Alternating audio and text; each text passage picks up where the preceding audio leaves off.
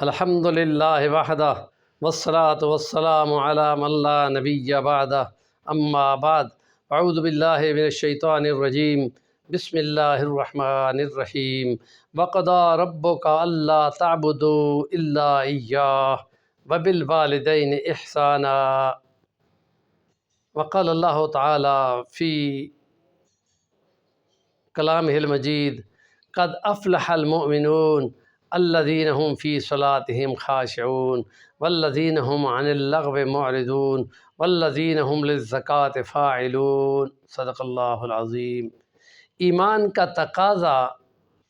بندے کے کردار پر کیا ہوتا ہے، اور اس میں کچھ باتیں ہم نے کیں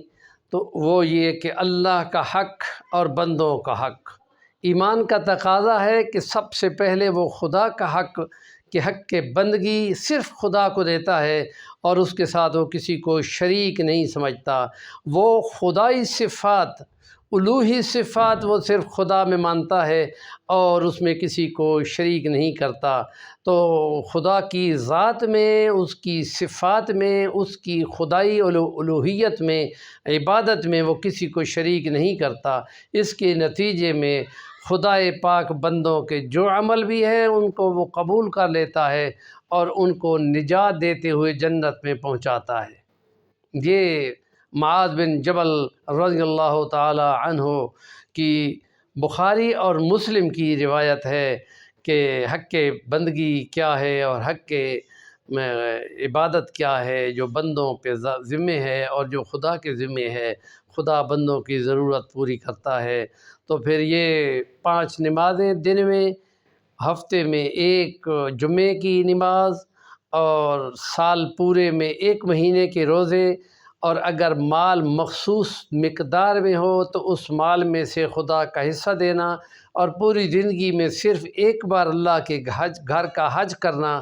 یہ زندگی ہے۔ اور اس میں جس وقت بھی موقع لگے، چاہے 1 آیت پہنچانا ہو یا باقی پیغام پہنچانا ہو، وہ جہاد کی صورت میں ہو، اور اگر طاقت رکھتا ہو تو جہاں اس کی طاقت پہنچتی ہو وہ حکم کو نافذ کرے، اور کم سے کم اپنی ذات پر اللہ کا حکم لاگو کرے، کیونکہ کلکم سائل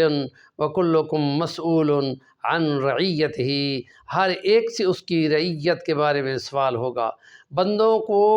اس کی ذات پر سب سے زیادہ وہ ملکیت ہے، یا کم سے کم اپنے گھر میں سربراہ گھر ہو کر اس چھوٹی سی ریاست میں اپنا وزیر اعظم اور اپنا مشیر، ان کی بعض پرس لازمی ہوگی، اور ان کو اگر وہ وَأْمُرْ أَهْلَكَ بِالصَّلَاةِ وَاصْطَبِرْ عَلَيْهَا، خدا کے کلام میں آپ بھی 5 نمازیں پوری رکھو اور گھر والوں کو بھی حکم دو، اور اگر یہ اس نے نہ کیا تو ہو سکتا ہے کہ اس پہ بعض پرس ہو۔ تو یہ بندوں کے حق اور خدا کا حق ایمان کے بعد یہ ہوتا ہے، اور کسی غریب غربے کو جھڑکنے کی بجائے اس کو کچھ نہ کچھ صدقہ خیرات دیتے رہنا، اس سے بندوں پر مصیبتیں ٹلتی ہیں اور دعائیں قبول ہوتی ہیں، اور